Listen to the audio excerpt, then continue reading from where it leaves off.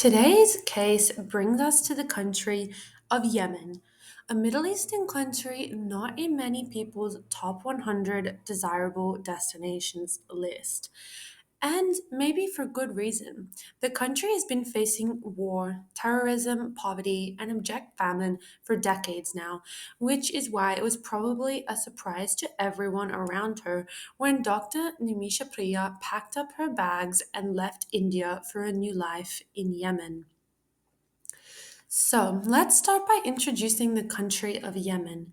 Yemen is a Middle Eastern country governed under Sharia law. It lies below Saudi Arabia and next to Oman on the Arabic Sea.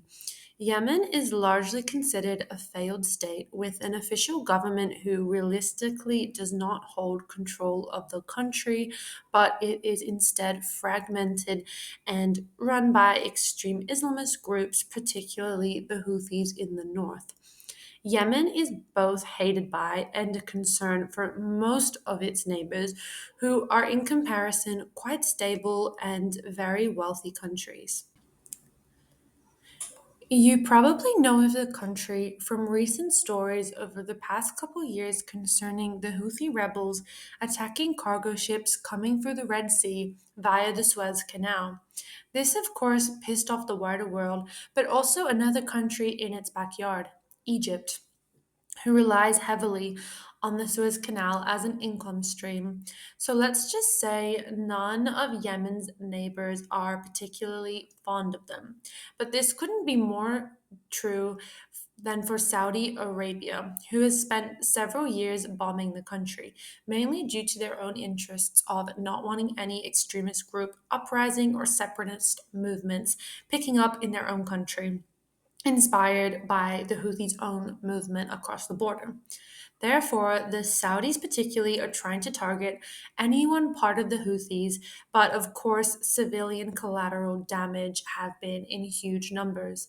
But this bombing campaign has proved rather unsuccessful so far, and the Houthis are still very much at large and widely agreed to basically run the entire north of the country, if not more. As you can guess, this leaves pretty much all the civilians in the country in extreme poverty, constant fear, and widespread famine, with the most recent and catastrophic violent outbreak being the beginning of the current civil war breaking out in 2022, although it was never really a stable place before that, either with subsequent civil wars and violent outbursts. Even without all the problems of external interference, the country has always faced the internal turmoil of the Shia versus Sunni Muslim fight for dominance we so commonly see in majority Muslim countries. With this picture of Yemen painted, you can probably understand that Namisha's journey of moving and integrating into the country wasn't going to be a straightforward one, especially for someone bringing money into the country in the form of a business with no real stable government in power. There is a lot of room for people to take advantage of this foreign woman who doesn't speak Arabic and is alone without her family, in particular without a male, in a country under Sharia law. Now, to introduce you to the subject of today's case, her name is Dr. Namisha Priya, an Indian woman born in 1989 who grew up in the Indian region of Kerala. Nimisha grew up in Kolangod, Palakkad, sorry for my pronunciation, Kerala, where she did well in school. But being from a poor family, a local church instead supported her financially, allowing her to complete a course in nursing. Namisha excelled and was happily planning to continue her career in the field of nursing.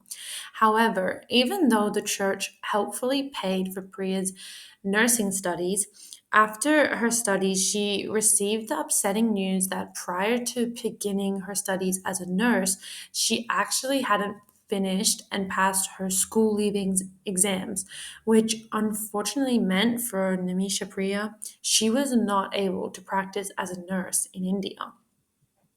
This would ultimately mark the beginning of Nimisha's journey to move abroad. Due to being unable to practice in India, Nimisha didn't want to give up on her career in nursing, considering she'd been given this incredible leg up by her church, which is why in 2008 she made the huge decision to make a massive life change and move to Yemen to pursue a career as a nurse in a country that would allow her to practice, presumably as the country has less strict requirements for working as a nurse in the country. Priya would soon be working in Yemen's capital city of Sana'a in a government run hospital.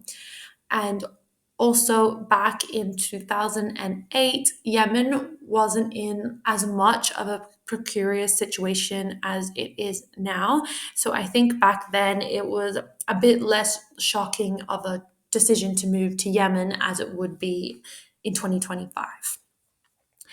And thus marks the beginning of Nimisha's new life, hopefully with better prospects. So Nimisha moved on her own to Sana and started working as a nurse. This was a new start for her, and finally her prospects were looking up. Priya would continue working as a nurse at the clinic for the next 6 years. She would still take the chance to return to India, including one significant visit in 2011, where she would marry her husband, Tommy Thomas, also from India in a region called Idukki.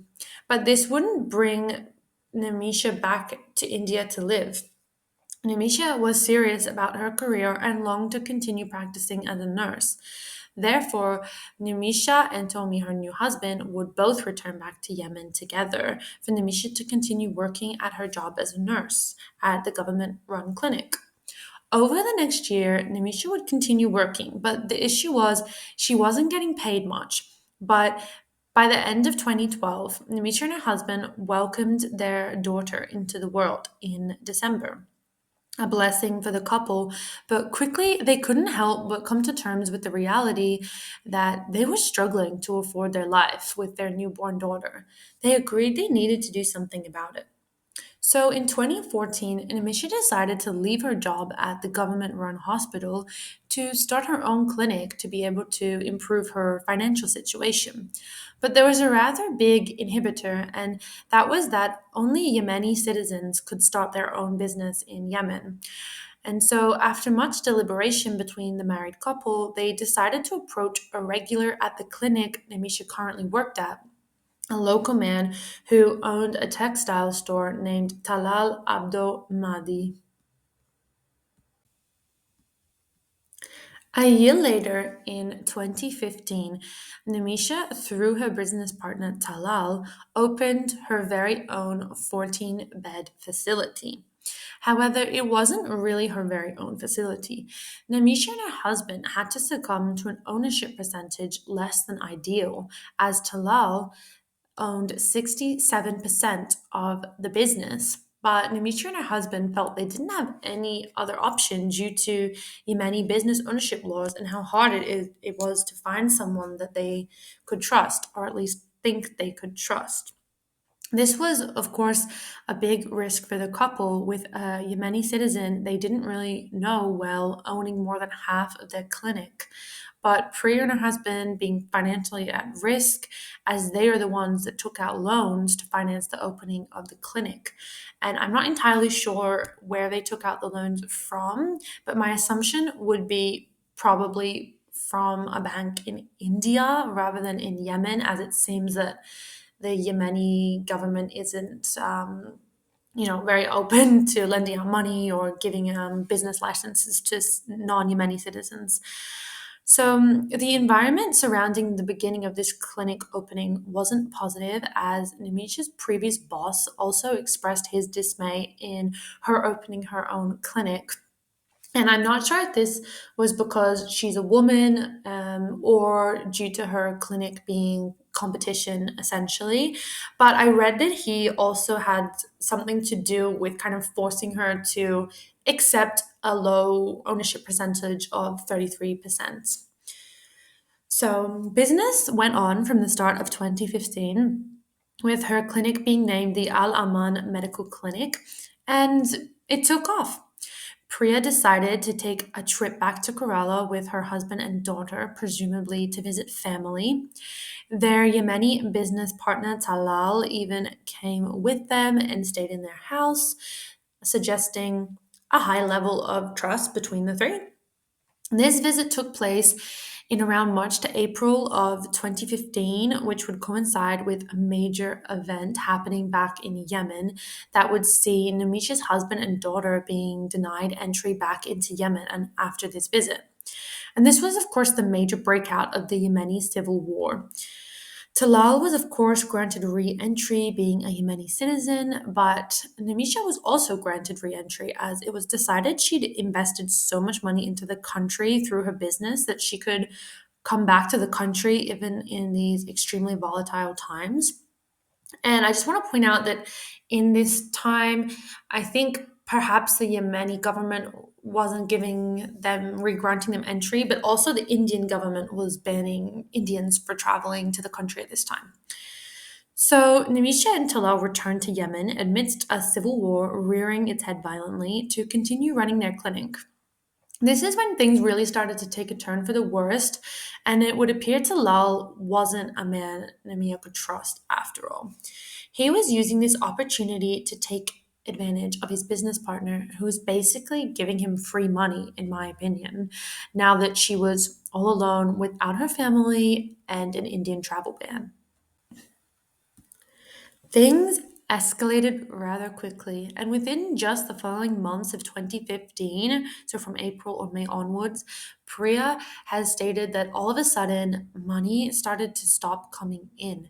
It seems Talal was beginning to withhold money from her, but this was only the beginning of it. She also stated that Talal soon began physically and sexually assaulting her, especially once she started confronting him about withholding her money from her. She said he even started to torture him to torture her. Sorry. In fact, over the course of 2015, Talal would turn up in court several times over sexual and physical abuse claims from Namisha. In fact, he would even be jailed in short stints for sexual and physical assaults against her on multiple occasions. And it doesn't end there. On top of going to jail for these assaults, he was even jailed on drug addiction charges, which, if I'm being honest, I think is probably what the government cared about more because in many of these countries, they have a very strict no drug approach, I think, because of religious beliefs. Astonishingly, Namisha also went on to explain that Talal began cutting her off from her family in India by trying to prevent her from contacting them, especially her husband. And then he began attempting to pass himself off as Namisha's husband instead. Namisha said he began telling fellow nurses and his family that him and Namisha got married whilst in Kerala, and that's why Namisha's husband didn't come back to Yemen with them. She said he even went as far as altering hers and Tommy's wedding photos to appear as if her and Talal were now married and had a ceremony. As you can imagine, all of this culminating was really starting to freak Namisha out, and alarm bells were going off everywhere. So she decided to try taking him to court. I got to say, this was already so brave of her because I couldn't imagine having to go to the authorities and standing up for myself as a single foreign woman in Yemen. Having a complaint against a man who has a lot of power over me, trying to speak a language I don't speak, and especially it being a local man. Trelao knew this court case was coming though, and he sprung into action accordingly. He managed to forge marriage documents between Namisha and himself, and when he was called to the court over Priya's claims of fraud and abuse, he presented their marriage certificates, which frustratingly the courts accepted. And I think in countries like Yemen, if there is like a marriage present, it kind of demeans everything else in terms of they think that if the woman is claiming sexual abuse, they're like, oh, well, it's not possible because she's your wife. I think it really demeans things a lot if you're married in Yemeni society in the eyes of the law. As you can imagine, this was when Priya knew she was in a desperate situation. The Yemeni authorities have jailed him previously over abuse, but they clearly weren't willing to help her, even knowing this. And now she was basically assumed as belonging to him being married in this society. Talal kind of did own her as much as the law was concerned. And he did. Talal had taken her passport and her immigration documents of Yemen. So he really did have control over her, her finances, her movements, and now he is her husband in an Islamic state. So, if I'm telling this story successfully, you can imagine she is now in a pretty desperate, pretty dire state. And really, I can't blame her for starting to think of creative solutions to her major problem, Talal. And according to Misha, people had her back. They understood this man was not within reason, and she would need to think outside the box to get herself out of this abusive situation. This is when her and a jail official apparently came up with the idea to sedate Talal in order to retrieve her passport and documents while he was unconscious. This is because while Talal was in one of his jail stints for abusing Namisha, he had her passport, immigration, financial, and business ownership documents hidden. So she couldn't even use his time in jail to help herself get out of this really messy, abusive situation. So, in July of 2017, after a good year and a half of abuse, being cut off from the money from her clinic, from her new husband, cutting her off from her family, she decided she needed to take some drastic action. And this is when she decided to inject Talal with a dose of ketamine to knock him out for a while, like a really deep KO. And when he was out of it, she would take her passport and all her other documents back to take control of her life again, or maybe even just leave the country. But so upsettingly, the plan didn't work for her. She injected him with too much ketamine and he overdosed and died. Now, with this new reality for Priya, she had found herself in an even more disastrous situation. Once she could see Talal was now deceased, she ran to one of her Yemeni nurses at her clinic and confided in him what happened. And in fact, the nurse agreed to help her. And Namisha said he even suggested she cut up his body and throw it in a water tank. And this was the plan they went ahead with ultimately. So in July 2017, the pair began dismembering Talal's body to make it transportable to a water tank where they could hide it. The two then went into hiding for the rest of the month following the overdose and dismemberment. But by August 2017, the police caught up with them. Priya was caught near Yemen's border with Saudi Arabia, and her accomplice was also caught, but I'm not sure exactly where. Priya's accomplice, the Yemeni nurse, was given a life sentence for his part in the crime. But Priya did not receive the same sentence and has found herself in an even worse predicament. Namisha Priya appeared in court on murder charges in 2018, but the trial was held entirely in Arabic without a translator or interpreter, an initial alarming factor. Even after calling for a retrial based on this, the identical sentence was handed down again. And this sentence was none other than a death sentence. Since being sentenced to death in 2018, Priya's case was asked for appeal in 2020 by her family but was rejected in 2023. The Indian government and Priya's family have been working endlessly since, trying to negotiate her release off of death row on grounds of abuse and accidental death due to trying to escape a grave situation. Namisha's family have also garnered several NGOs supporting her case. This includes raising $40,000 US just to start negotiation towards getting Namisha off of death row. So far, there hasn't been any real progress, but nonetheless, her family and the government are still working in her name and have definitely not given up on her. There are still very much clinging onto the hope of blood money. Under Sharia law, the only hope for getting someone off of a death sentence is for the forgiveness of the family of the deceased. And this process only begins with blood money. Later comes forgiveness, hopefully. So Priya's family have spent the past months since being allowed to travel to Yemen finally, trying to secure a pardon from Talal's family. Because remember, for the first year or so of Namisha being in prison, there was still an Indian citizen travel ban on going to Yemen due to the state of the country. This whole case has been incredibly difficult to fight due to that travel ban. Namisha's family were finally given like a special permission to travel to Yemen given the circumstances their daughter is currently facing. So, with the head of the Houthis, the body running Yemen, especially in the north, approving Namisha's death sentence, the family's only hope is Talal's family hopefully accepting the blood money and agreeing to pardon her. With time running out and the approval from above, the public prosecutor will soon ask again if Talal's family have any objections to the execution. If they say they forgive her and wish to pardon her, the death sentence will be stopped immediately. Another mess of this whole case is that Yemen is a largely regarded failed state, and so even within Yemen, the president and the Houthis are pointing the finger at each other about who is making the decision on the death row.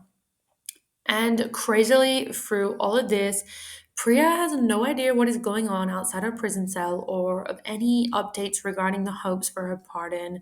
Her husband told the public the last time they spoke, which was just before her death sentence was approved, she had come to terms with and accepted her death sentence and has just asked that he make sure that he gives their daughter the best life possible. For now, Priya still remains in jail on death row, but she was predicted to be executed in January 2025, but that hasn't happened yet. However, she is still very much on death row.